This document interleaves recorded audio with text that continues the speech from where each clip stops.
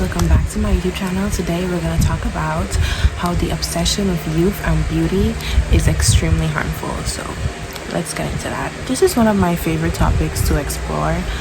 Back in my early days in college, I wrote an essay about how the obsession with youth and beauty is harmful, and I have it here on my laptop, and I tried to make a presentation that will be playing throughout the video on this topic because it's a topic I really like to explore. So let's get into that. Beauty is something I know a lot of us struggle with, in terms of feeling beautiful, wanting to be beautiful, comparing ourselves to other people, and so on. So it's a topic I really want to dive into, and I want to dive into how it's extremely harmful for us. Like, beauty standards are not healthy when you feel as if you have to constantly be worried about how you look, especially because the way you look isn't the only thing about you. There's so many. Your body is not the only thing about you. Your physical body is not the only thing about you. There are other aspects about you that make you you. Because what if your looks were to change today? Would you still be the same person? As we know with social media, all it really takes is one scroll on TikTok, one scroll on Instagram, just opening the app on Instagram, and boom, you can come across so many different ads about beauty. You could come across, a new anti-aging cream, or how to get rid of wrinkles, right? But why is it so prominent for us to want to look young, right? Especially because there's nothing wrong with aging, and it's very prevalent, especially in women, right? Like, most of the anti-aging creams that you will see are catered towards women. The primary audience are women. Like, your mom, for example, might have an anti-aging cream, something to get rid of wrinkles. But why? Wrinkles are something that shows how long that you've lived, how much knowledge that you've gathered. Your age is something that shows how much wisdom, knowledge, and experience that you've gathered in your life. It shows how much life that you've lived. So why is that such a bad thing? Why is it so prominent to look young, especially as a woman, right? There's always this fear of, as I said, of wrinkles and aging. But why is that? Because of the prominence of looks, it's almost as if we more focus on looks than education. And whilst, a lot of us go to school, a lot of us go to, college and stuff like that, but as you know, there was always these tropes on how pretty girls are dumb, pretty girls, the rich pretty girl, like for example Emma from Jessie and Bugs, London Tipton, she was pretty and rich, so she has to be dumb, right? And how Maddie was the one who was poor, so she had to be the smart one. And yeah, it's not just about them being pretty because they were rich, but it's always the trope on how the pretty popular girl is the dumb one, and the not so pretty girl is the one that's focused on school. Or there are the tropes in certain movies where being a nerd is you're a loser and you'll get bullied for that. But why are people getting bullied just for caring about school? The hot jock versus the nerdy popular guy. Why is the nerdy popular? I didn't say that. I didn't even say that. I meant the nerdy loser guy. Why is he a loser for caring about his grades? Why is he the loser for focusing on school? So many women strive to be doctors and engineers, which is amazing, but also a lot of women strive to be models and actresses. It's something that they want to do, but it's almost like to go far in these industries you have to look good, which for modeling, yeah, I totally understand, but for acting, it's like they don't want to go far if you don't look good in Hollywood. And why is it such a common trope for the pretty girl to be dumb just because she's pretty, and how she'll get by only on her looks? She doesn't have to focus on school at all. But the girl who isn't as pretty has to focus on school because she wouldn't get anywhere if she didn't focus on school because she's not pretty. Yes, it's true that humans are drawn to beautiful things, but is it true that in humans, beauty is all that we hold? Well, is beauty all a woman can offer, like she's an object, or she doesn't have dreams and aspirations as much as her male counterparts? Why would aging and wrinkles, something that shows the time that you've lived on this earth, the experiences that you've had, and the wisdom and knowledge you've gathered for life, be so bad? The obsession of youth and beauty takes a toll on people, specifically women, and this is at the fault of the patriarchy, social media, and money. These issues affect women not only physically, but emotionally and mentally. Well, now first, let's investigate the history of the patriarchy. I mean, when it comes to beauty standards, they are kind of based on the patriarchy, right? They're based on what men like.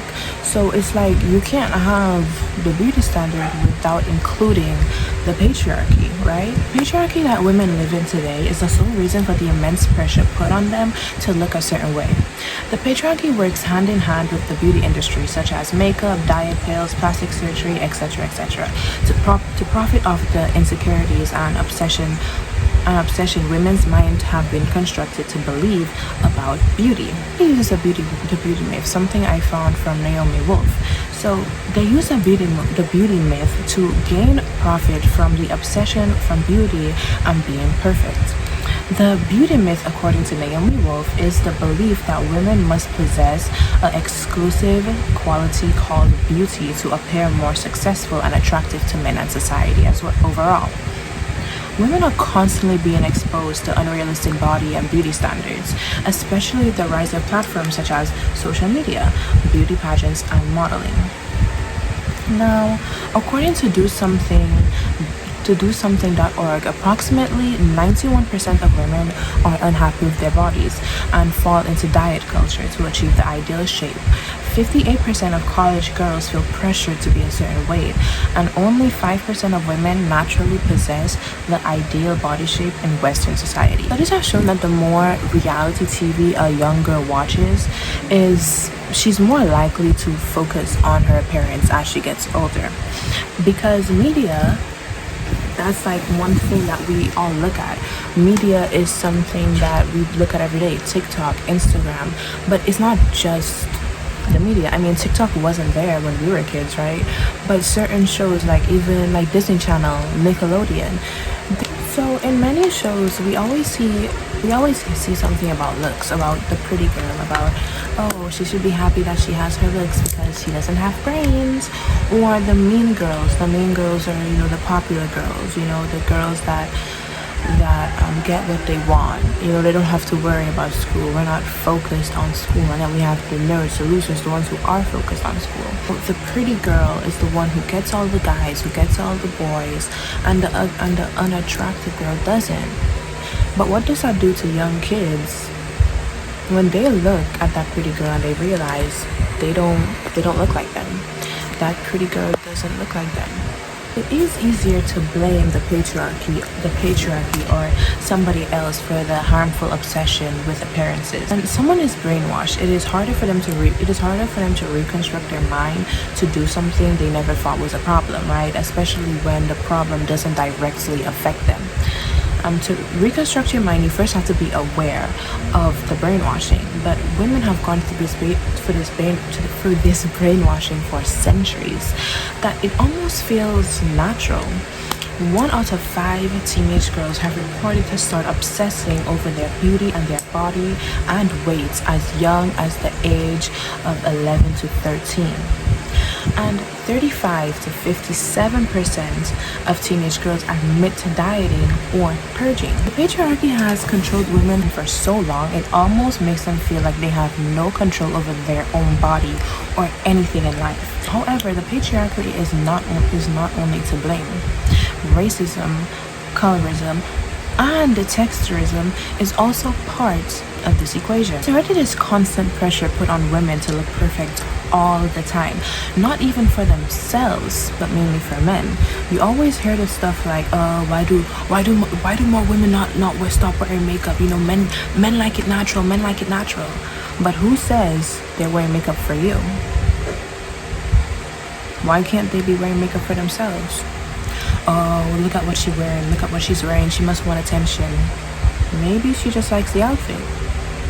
That's her style. That's what she likes. Why would she be wearing it for you? But this, however, is even worse for black and brown girls. When the darker you are, the harder it is. Black women have this constant pressure to look perfect all the time and are taught from a young age to hate their natural hair, specifically if it is 4B to 4C hair. Any hair type that is tighter or kinkier, that has tighter or kinkier curls, are always deemed unattractive. About 50% in 2017 of black women hide their natural curls with wigs, weaves, braids, or silk braids, and never embrace their natural form. Now, I'm not telling you this as I'm to say that if you wear wigs, braids, weaves, or have a silk braid that you hate your natural hair. I like to wear wigs. I don't wear them often, but I like to wear wigs. I've worn wigs before. I like braids. I think braids are beautiful.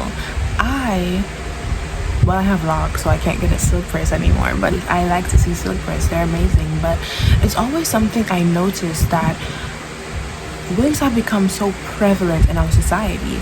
Many people, if you're wearing your natural hair or braids to prom, that's childish. Oh, why would you wear braids on your wedding day? Why would you wear braids on your birthday? Why can't they wear braids on their birthday? Not everyone wants to wear wigs, and while wigs are beautiful, and I would love to learn how to put wigs. I'm mainly talking about how throughout history, black women have always been told that their natural hair is ugly, their natural hair is unattractive, their natural hair is nappy. Many black women are always told that, so it's not a surprise that some black women will want to hide their natural hair. I'm not saying all black women hide their natural hair. I'm mainly pointing out that there are many black women who feel the need to wear wigs or stuff like that, mainly because they don't like their natural hair. And whilst again, wearing wigs is never a bad thing, and whilst yes, taking care of your natural hair can honestly be really hard, it's harder to feel beautiful with your natural hair than when so many people tell you that it's not beautiful. You know what I mean? Like, many people, when they get locks, it's like they struggle to feel feminine with it, right? Like, they feel as if because their hair is long, they're not feminine. It's also something that I've honestly noticed. So I just wanted to point that out. Due to texturism, black women are one of the only races with such a deep connection towards their hair, to how their hair looks and is portrayed. Why is it that women with straight hair can wear a messy bun and look cute and presentable, but when a black woman does it, it is deemed as unaccepted or unkept? Even primary schools in the Caribbean, and I can speak from that firsthand because I am from the Caribbean and I've seen it. In the Caribbean, which has a majority black population, reprimanded children for wearing their hair in a puff in school. Many primary schools, they said, oh, now you can't wear a puff, you can't wear puffs. And it's something I never understood. Like, what's wrong with puffs? How do puffs look? You know, and obviously as things change, it became more accepted, but back then, yeah, you couldn't wear puffs. You also couldn't have locks. You couldn't wear braids, and stuff like that. But you could wear like locks in public schools, but you know, when you have private schools in the Caribbean, well, at least from where I'm from, you couldn't have locks, which things have changed. I see kids with locks now. And I started my locks after I graduated. Actually, no, during graduation, I started my locks. Like, during graduation, I started my locks. So, yeah, because I wanted to start locks early, but my mom was like, no, just wait until after, because she doesn't know what they'll say about me having locks, since for a while you couldn't have locks. But anyways, furthermore, social media creates a huge impact on how young girls view beauty. With the rise of teenage girls posting filtered selfies, makeup videos, and fashion content, it begs the question, is beauty all that matters in the Western world? In other countries and continents, beauty standards are different but still affect women in similar ways. East Asian countries like Japan love pale white skin and a slim figure, whereas in Western countries like America, tan skin and an hourglass figure is ideal. Everywhere, women are forced to look a certain way and change things that they cannot control. The rise of social media has made this worse due to the access people have to others' looks, cultures, and fashion. In the early 2000s, there was a trend of being extremely skinny that many people were smoking cigarettes due to the fact that cigarettes contain nicotine, which leads to a lack of appetite. This was also the rise of eating disorders such as anorexia and bulimia. As the recent times, hourglass figures have gotten more popular, with more women spending thousands of dollars on plastic surgery to get a procedure called a Brazilian butt lift, commonly referred to as BBL. According to a recent global survey by the International Society of Aesthetic Plastic Surgeons on aesthetic procedures, surgical and non-surgical aesthetic procedures such as liposuction, breast augmentation, rhinoplasty, Botox, lip fillers, and BBLs are at an all-time high worldwide. In the last 4 to 6 years, aesthetic surgery has risen by 33%. Social media has a massive effect on women's idea of beauty and has put more pressure on teenage girls to look a certain way even though they are still young and developing. Unfortunately, this is very much true. Teenagers are still developing but still feeling the pressure to put filters on, not even allowing themselves to grow up. Like, you're not done developing. This is not your final form. This is not your final form. So many teenage girls use makeup to cover up their insecurities that would have never been an insecurity if it wasn't for the app like TikTok and even Instagram, which I also want to state again. Whilst there are a lot of people who use makeup for like insecurity reasons, a lot of people also use makeup because they like makeup. Like me personally, I'm just getting into makeup. I was getting into makeup and I actually like enjoy doing makeup. I think it's kind of calming to do, but when I was younger, there were times I wanted to learn makeup for insecurity reasons, and now obviously like that has I was never good at it, so I gave up on it, and now I'm back into it because I genuinely like it. But yeah, a lot of teenage girls feel like they have to wear makeup. Like, for example, when the young girls were going to Sephora and getting drunk elephant because of what they saw online. But if it wasn't for apps like TikTok or Instagram that create new insecurities for young teens, many of us wouldn't be so insecure about certain things in our body because we wouldn't have even thought about them, like hip dips, for example. Beauty is concerned with physical and mental health, as both are intimately related. Short-term decisions to alter one's body structure, irrespective of genetic, environmental, operational, and nutritional needs, can leave medical and long-term effects. Mavis Hendricks and DeBassis Patnack 2020. So moving on. With new phrases such as pretty privilege, which is a system that operates on a principle that people who are more conventionally attractive based on societal beauty standards get more opportunity and advantages and are treated better overall compared to those who are considered unattractive. This is normally seen happening to women rather than men, as at least that's what I've noticed. Like, if you were to search up pretty privilege on TikTok, it would be like videos where it's a lot of women telling you their experiences with pretty privilege and stuff like that. But due to this, many girls have grown to focus mainly on their looks and put additional effort for situations such as job interviews and school. Which, yeah, for job interviews, you have to look put together, because many people say looks is currency, and honestly I wish that wasn't true, but it kind of is. In a lot of situations, people will judge you based on how you look, because that is the first thing people see when they look at you. Your look, not even just like your face, but how you're dressed, how your body, even your makeup, your nails. Some people even look at your toes, like if they're to see if they're done. Your hair. There's so much of that, right? Where it's like if somebody came into the job interview looking more put together than somebody else, they are more likely to get the job. But this creates a toxic mindset that as women, looks are the only thing that matters. Additionally, it is agreed that focusing on our younger generation is important, but what about the older generation and the older women who struggle with the obsession with youth?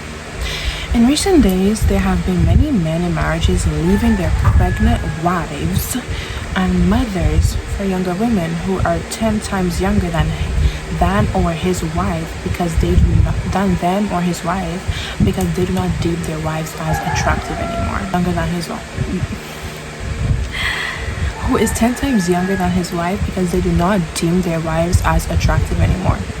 Older women have this fear of aging and invest in anti-aging creams or Botox so that they can look young forever. From anti-aging creams to gene editing technology, and the battle against aging is a multi-billion-dollar industry and only getting larger with time. Mira Patel. Which brings back one of the points made in paragraph 1. People are profiting from women's insecurities with ratios such as 60 is the new 50 or 30 is the new 20. It is easy to say that there has been an increase in the fear of aging and the obsession of looking young. Now, in conclusion, it can be argued that women's obsession and pressure on looks and beauty are due to the patriarchy, social media, and consumerism. The beauty standard assigns women's value based on their physical traits, such as their body, instead of their accomplishments, dreams, and talents. This has a severe effect on women's mental, physical, and emotional states, with the rise of eating disorders and plastic surgery. A possible counter against this could be that not every woman will fall into this toxic ideology. However, the fact remains that there are many forces put in place to construct women's minds for the people behind the scenes to gain power and control. Everyone uses social media, and as soon as you open an app such as Instagram, the first thing you see is a beautiful, deemed perfect woman. A possible solution to this is to teach women as young as 5 to not focus on their looks and on their but rather focus on their talents and dreams, and to also teach about the standards and the beauty and the patriarchy in schools and education centers, because I do not think that it is talked about enough. I do not think that we talk about all these things that are happening as if right? Because we're human beings. We do worry about looks, right? We do base people based on what they look, on how they look, because that is like the first thing you see.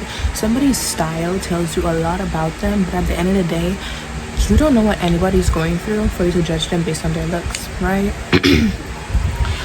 But pretty privilege is a real thing. I feel like a lot of people say like it's not real, but it is real.